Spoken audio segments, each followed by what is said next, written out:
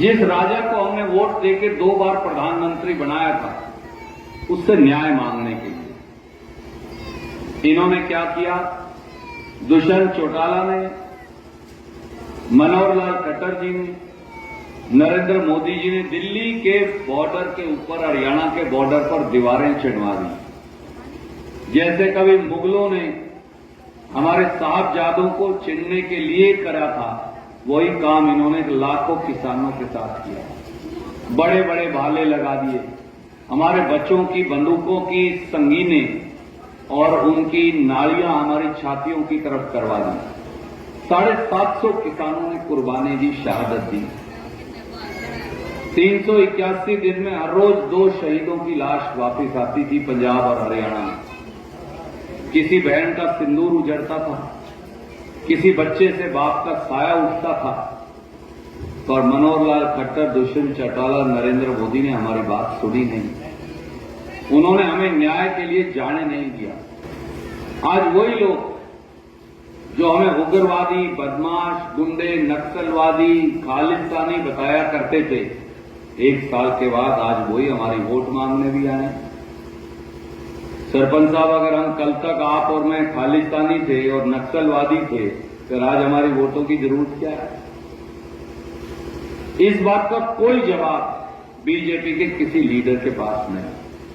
और अब अगला हमला बोल रखे है संविधान पर।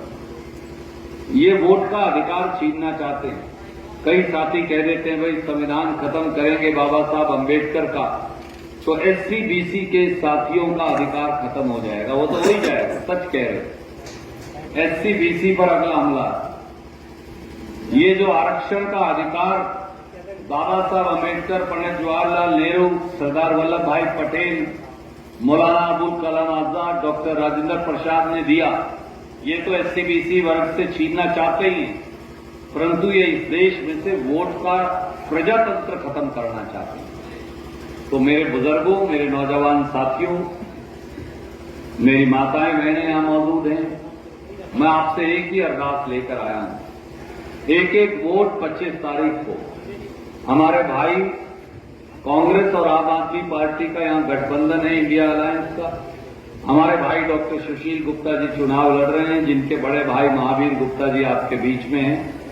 एक वोट इनको देकर आप जितने वोटों से रणदीप को बढ़ाते हैं, उससे भी ज्यादा वोट से डॉक्टर सुशील गुप्ता जी को चुनकर भेजिए। जिस राजा को हमने वोट देके 2 बार प्रधानमंत्री बनाया था, उससे न्याय मांगने के लिए इन्होंने क्या किया? दुष्यंत चौटाला ने, मनोहर लाल खट्टर जी ने, नरेंद्र मोदी जी ने दिल्ली के बॉर्डर के ऊपर, हरियाणा के बॉर्डर पर दीवारें चढ़वा दी। जैसे कभी मुगलों ने हमारे साहबजादों को चिनने के लिए करा था, वही काम इन्होंने लाखों किसानों के साथ किया। बड़े बड़े भाले लगा दिए, हमारे बच्चों की बंदूकों की संगीनें और उनकी नालियां हमारी छातियों की तरफ करवा दी। 750 किसानों ने कुर्बानी दी, शहादत दी। 381 दिन में हर रोज 2 शहीदों की लाश वापस आती थी पंजाब और हरियाणा में। किसी बहन का सिंदूर उजड़ता था, किसी बच्चे से बाप का साया उठता था, और मनोहर लाल खट्टर, दुष्यंत चौटाला, नरेंद्र मोदी ने हमारी बात सुनी नहीं। उन्होंने हमें न्याय के लिए जाने नहीं दिया। आज वही लोग जो हमें उग्रवादी, बदमाश, गुंडे, नक्सलवादी, खालिस्तानी बताया करते थे, 1 साल के बाद आज वही हमारी वोट मांगने भी आए। सरपंच साहब, अगर हम कल तक आप और मैं खालिस्तानी थे और नक्सलवादी थे, फिर आज हमारी वोटों की जरूरत क्या है? इस बात का कोई जवाब बीजेपी के किसी लीडर के पास नहीं। और अब अगला हमला बोल रखे है संविधान पर। ये वोट का अधिकार छीनना चाहते हैं। कई साथी कह देते हैं, भाई संविधान खत्म करेंगे बाबा साहब अम्बेडकर का, तो एससी बीसी के साथियों का अधिकार खत्म हो जाएगा। वो तो हो ही जाएगा, सच कह रहे। एससी बीसी पर अगला हमला। ये जो आरक्षण का अधिकार बाबा साहब अम्बेडकर, पंडित जवाहरलाल नेहरू, सरदार वल्लभ भाई पटेल, मौलाना अबुल कलाम आजाद, डॉक्टर राजेंद्र प्रसाद ने दिया, ये तो एससी बीसी वर्ग से छीनना चाहते ही हैं, परंतु ये इस देश में से वोट का प्रजातंत्र खत्म करना चाहते हैं।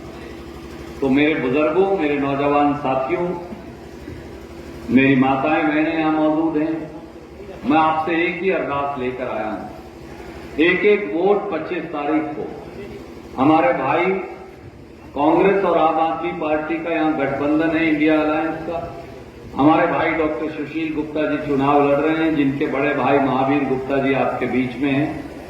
एक एक वोट इनको देकर आप जितने वोटों से रणदीप को बढ़ाते हैं, उससे भी ज्यादा वोट से डॉक्टर सुशील गुप्ता जी को चुनकर भेजिए।